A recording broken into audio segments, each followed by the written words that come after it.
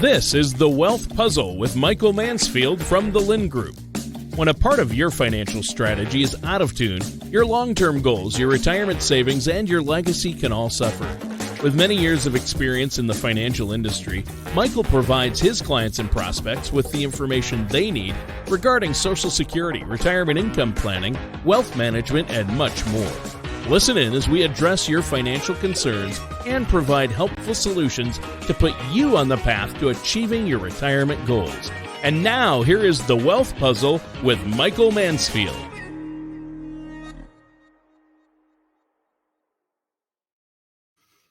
Hey everybody, thanks for tuning in. This is Mike Mansfield. I'm all by myself today, but that's okay. We'll have Tana back in action next week. Hope everybody had a wonderful Easter weekend and holiday.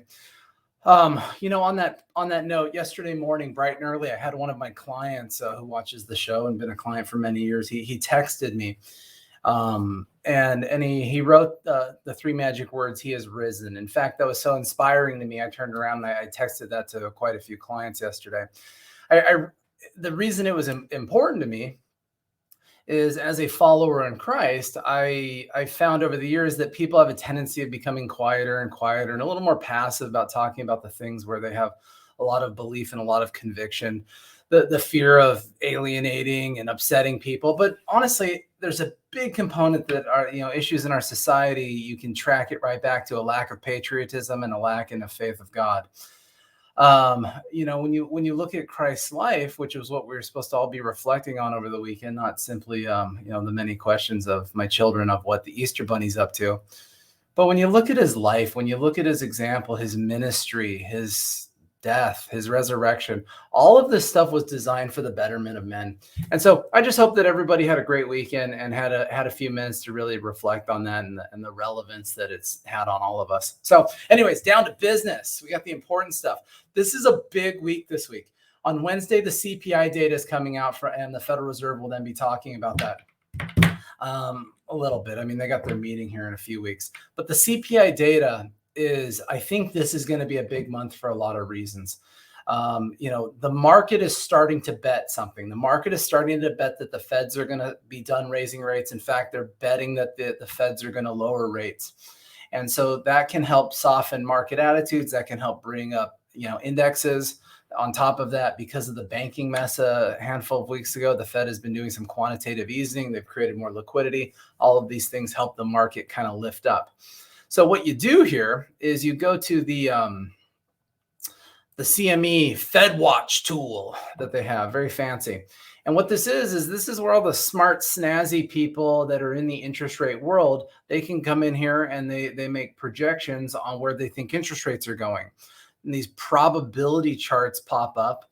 And it's interesting because it's telling a different story than the Feds, right? If you watch President Powell talk, he talks quite a bit about, oh no, we're going to kill inflation and we're going to keep raising rates and we're not dropping them anytime soon and that kind of a deal. And so here it is. Here is what the market is thinking currently. And so the way that it works is right now, you can kind of see it at the bottom of the page. We are currently in the 4.75 to 5% Fed funds range. Why the Fed has set some with this quarter point range, I don't know. Seems like they just set a magic number.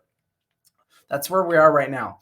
As of this moment, once again, remember, we're waiting for that CPI data to come out Wednesday. Then we got PCE, PPI. There's a lot of numbers that are going to be coming out. You then couple that with unemployment numbers and employment numbers and all the like. And these charts are constantly evolving. But at the moment, there's almost a 70% chance that as of May, the Feds are going to do another quarter point rate increase. And that's kind of what this far right blue column shows is there's a 67.1% chance that the range moves from this 4.75 up to this 5% range. There's a 33% chance that it stays the same. So that's kind of where the betting odds are right now. But what's interesting is as you look through the next months, like if I go to the Fed meeting in June 14th, there's a 66% prediction that the Feds keep rates the same at that point. There's a 4.6 projection that they could raise another quarter point.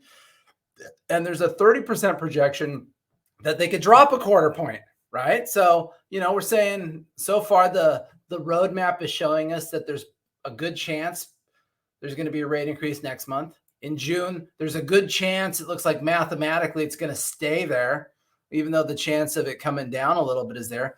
But then the rules change quite a bit.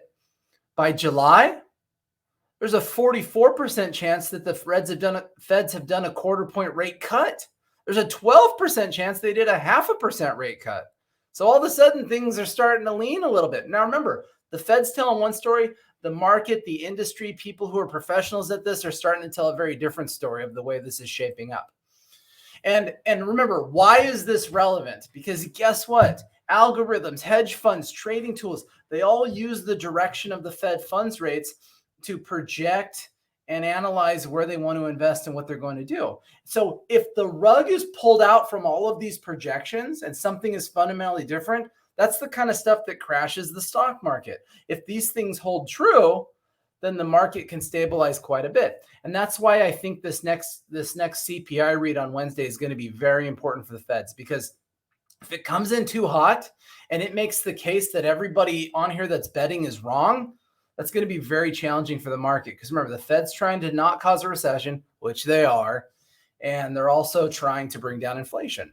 So look, by the September meeting, there's a over 40% chance there's a quarter-point rate cut. There's a 33% chance there's a 0.5%.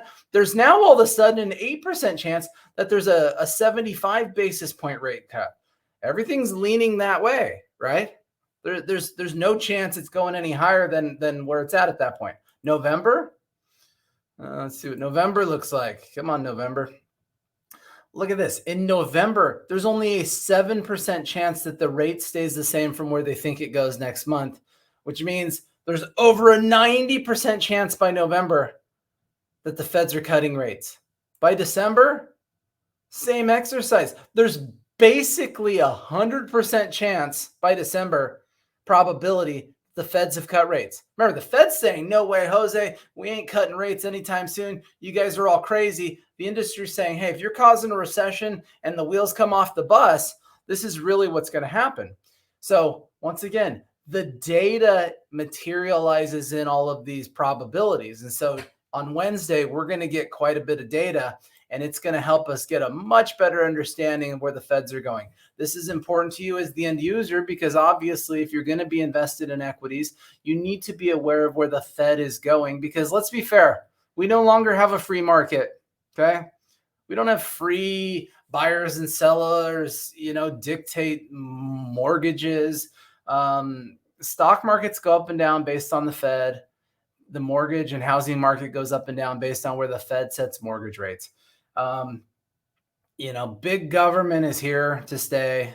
Bill Clinton lied to you in the 90s when he said that it was going away. So anyways, pretty simple video, pretty straightforward. Like I said, I hope everyone had a wonderful Easter. And this is going to be an interesting week with some data coming out. Obviously, don't hesitate to call us, 805-500-7035. Visit our main website, thelindgroup.com. Lind is Lynd. I'll have Tana back in action next week. And otherwise, have a nice day.